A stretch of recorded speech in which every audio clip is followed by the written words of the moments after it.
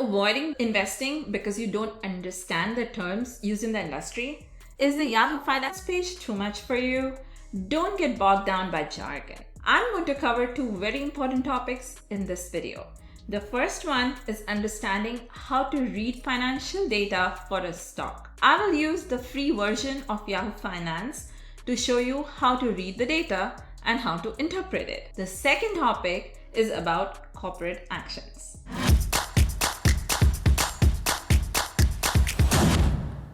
Hi there, I'm Vanti. I'm a mom, an investment analyst, and a CFA charter holder, and I have helped dozens of women take control of their financial futures. Subscribe to my YouTube channel and follow my Facebook page to watch all my latest videos on building your own wealth through investing. I am on the Yahoo Finance page.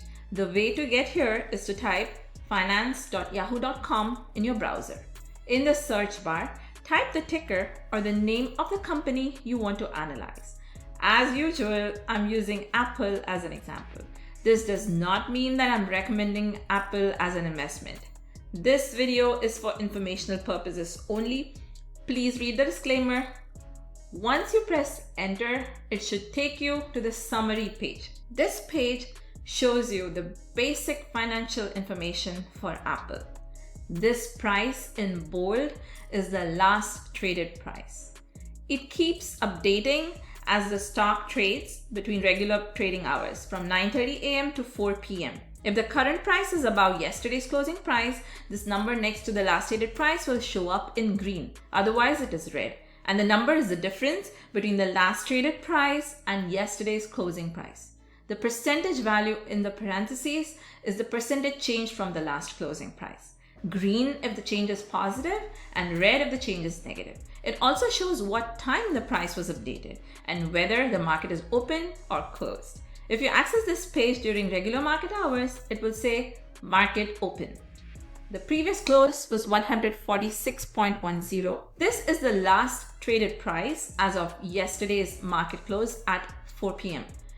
If yesterday was a holiday, this is the closing price from the last day the market was open. The open price was $144.07. This is what the stock started trading at 9:30 a.m. this morning. I covered bid and ask prices in my previous video linked here, where I talk about the order book. But here's what it is in brief.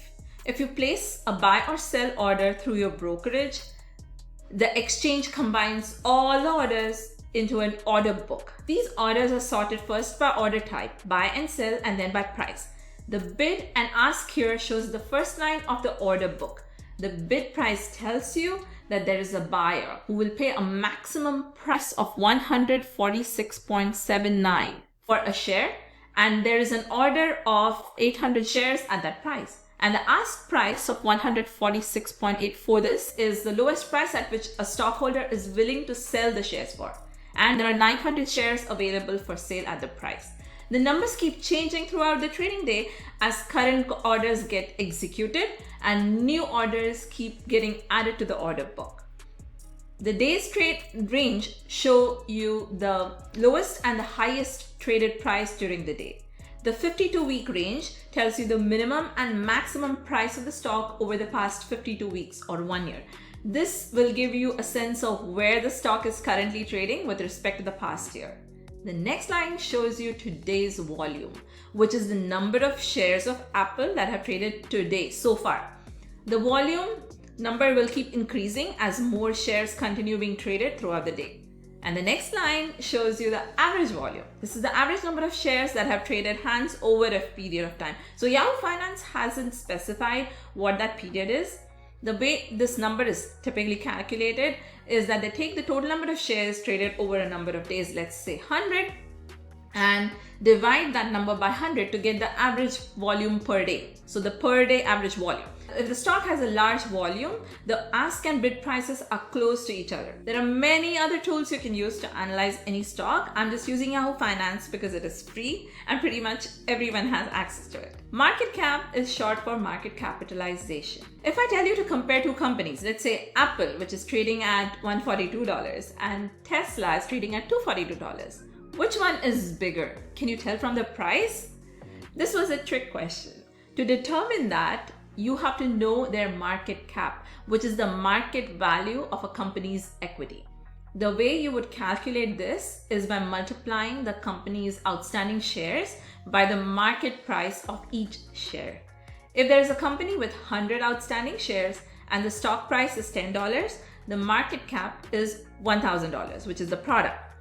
Apple's market cap is close to 2.8 trillion and Tesla's market cap is close to 760 billion, even though Apple's per share stock price is lower than that of Apple. The market cap on its own is not really useful, except to tell you how large or small the company is. In this case, Apple has a market cap of 2.36 trillion.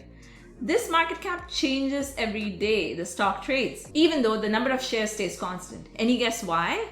Yes, because the price changes every moment the stock trades. Based on the market cap, a stock can be classified into different buckets. These are not hard and fast rules, but in general, a mega cap stock has a market cap of 200 billion or more. A large cap stock has a market cap between 10 and 200 billion, mid cap between 2 and 10 billion, small cap between 250 million and 2 billion, and finally, micro cap has a market cap of less than 250 million. The larger the market capitalization, the more stable the company tends to be. The next line is beta. This is calculated by dividing the covariance of the stock and the broad market returns by the variance of the market returns over the past 5 years. Did I lose you? Please don't leave. The formula doesn't matter. The beta just tells you how volatile the stock is with respect to the broad market, like the S&P 500. Volatility is just one measure of risk that shows how stable the stock's price is relative to the average. If the stock's beta is less than 1, the stock has been less volatile than the overall market over the last 5 years. If the beta is more than 1, stock is more volatile than the broad market. The next line is P ratio. I will talk about P ratio, but first let's look at the EPS number. Don't get bogged down by these acronyms.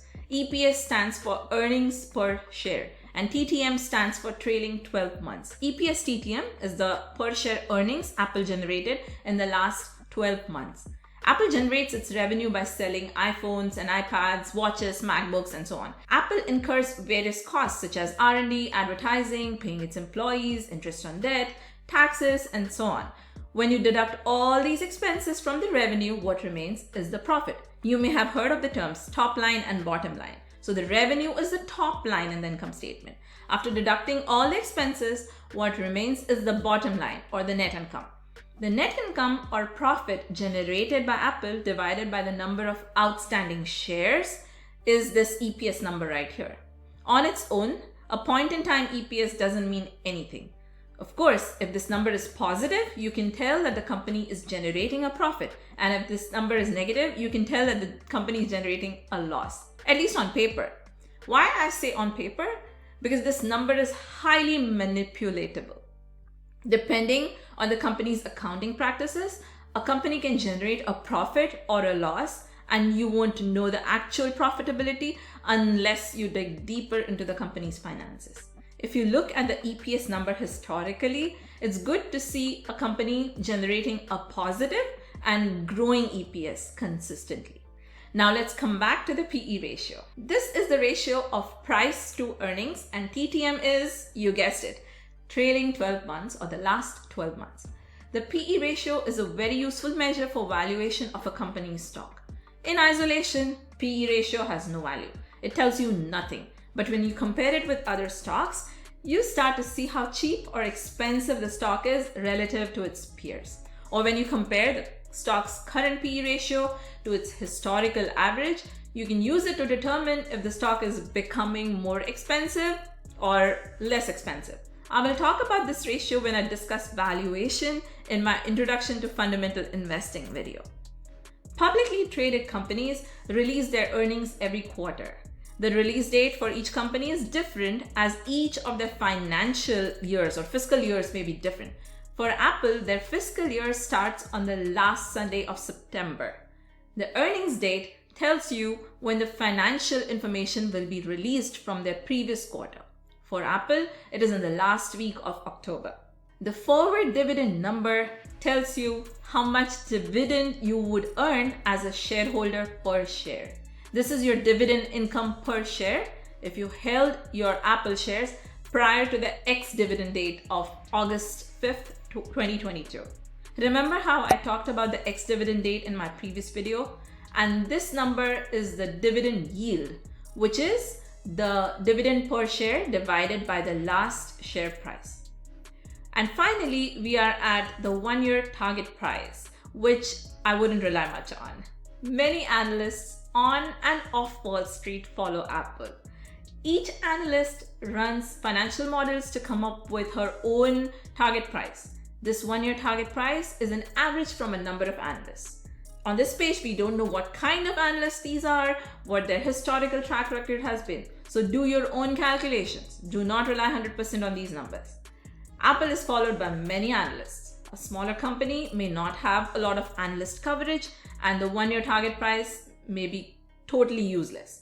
So really do your own analysis. I will talk about this in my fundamental analysis course, which is coming out soon. Tell me in the comments what you think, and if you want to hear more about a specific term on this page, or if something is confusing, I will be more than happy to explain it to you. This chart on the right shows the market price of Apple, and you can choose to view prices over 1 day, 5 days, 1 month, 6 months, year to date, 1 year, and so on. The red and green bars below show whether the price moved up or down from the previous data point on the chart. Before diving into corporate actions, let's quickly take a look at the profile page. But before that, if you like what you've heard so far, please smash the like button. You'd be doing me a big favor. And if you haven't already, please hit the subscribe button and click on the bell icon so you get access to all my latest videos. If you're watching me on Facebook, don't forget to follow my page. Please comment below about what you like and what you want to hear more about in the future videos. I have also linked my budgeting worksheet and my personal investment plan template to help you create your own investment plan. On the profile page, this is where you will find the sector information for this stock. It says technology. There are 11 sectors in which US-based stocks are classified. Information technology, which includes tech stocks like Apple, Microsoft, Nvidia, etc. Healthcare, which includes health insurance companies like United Healthcare Group, pharmaceutical companies such as Johnson & Johnson, Pfizer, Abbott, etc. Financial companies, which include banks, insurance companies, credit card companies, and so on. So that would include your Bank of America, JP Morgan, Goldman Sachs, American Express, and so on. Consumer discretionary, which includes companies such as Amazon, Tesla, Home Depot, Starbucks, and so on. These are also called cyclicals because their revenue depends on the business cycle. These are companies that focus on wants and not needs. So if we are in a recession, consumers tend to refrain from spending on wants. They will focus on needs.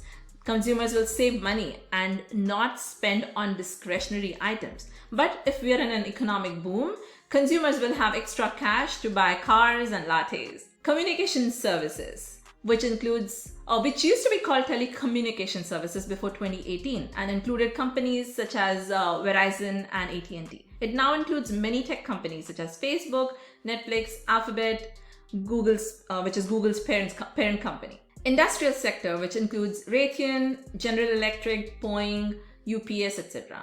Then consumer staples, which includes companies such as Walmart, Costco, Coca-Cola, Procter & Gamble. These are also known as consumer defensive companies because these companies tend to do well even in recessionary environments. They focus on consumer needs more than wants. Then we have energy stocks, which include Exxon, Chevron, ConocoPhillips, etc.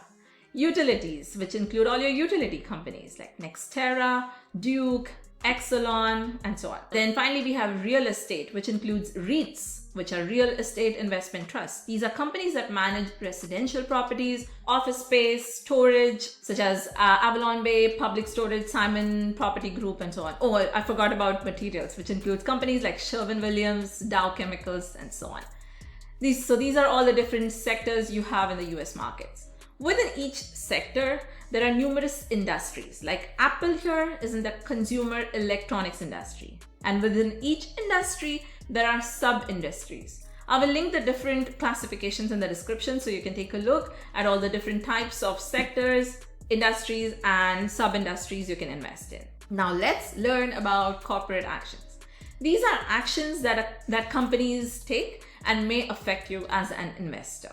There are three types of corporate actions: mandatory, voluntary, and mandatory with choice.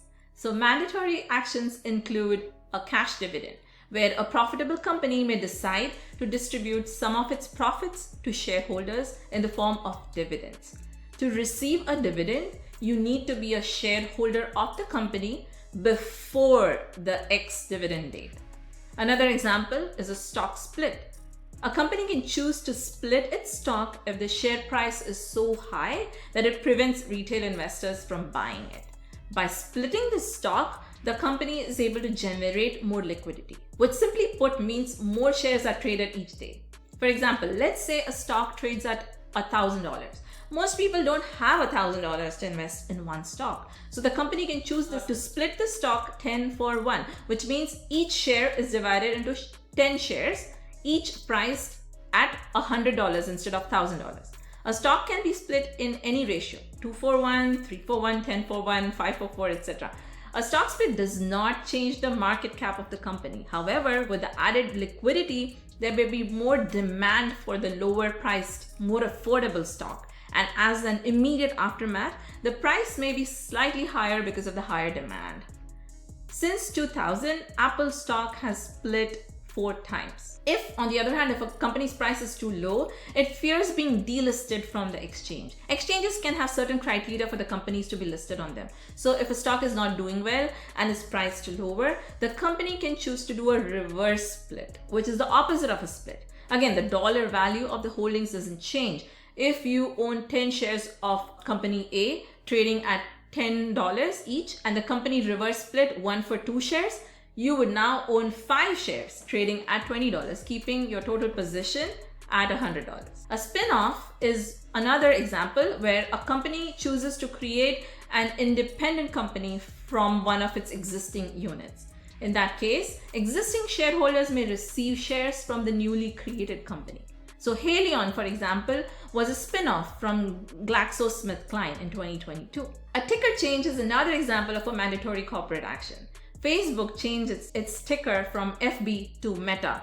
The ticker change doesn't impact you immediately as a shareholder, but it has its effects. A voluntary corporate action is where shareholders decide whether they want to participate. An example is a tender offer. In May of this year, JetBlue made a tender offer to acquire all shares of Spirit Airlines at $30 a share in a hostile takeover attempt of Spirit.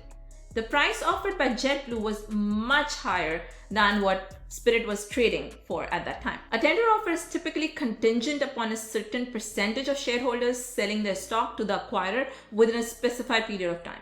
So basically what that means is the acquirer says, I will buy your shares at a predetermined price if a certain number of shares are tendered before the expiration date. So you as a shareholder will be notified in your brokerage account that a tender offer is available and can participate by following the instructions before the deadline. If the tender offer is successful, your shares will be sold to the acquirer and the cash will be deposited to your brokerage account. Now you as the shareholder will be responsible for capital gains on that sale. To protect itself from a hostile takeover or to get a favorable valuation, the acquiree, which is the company, which is the target of the acquisition, can initiate something known as a poison pill through a rights offer, which is another example of a voluntary corporate action. Through a rights offer, a company can offer free or discounted shares to all shareholders, except those triggering the provision. This way, the company is giving the right to buy additional shares in the company at a specified price, usually discounted to the current trading price. The shareholders can then decide whether they want to exercise the option and buy the additional shares. Of course, the acquirer is excluded from the rights offer. This way, the position of the acquirer is diluted and it cannot gain the required percentage of ownership in the company required to control it. At least they deter them. Finally, there are mandatory corporate actions with choice. An example would be a choice between a stock and cash dividend, and shareholders get to choose what they want. If no choice is made, the default option will be applied. In my next video, I will talk about indexes or indices, and if time permits, I will go over some technical and fundamental analysis. As always, don't forget to be happy, to be kind, and to be your best self. Bye! And in case you missed it, here's the first video on my course on stock market for beginners.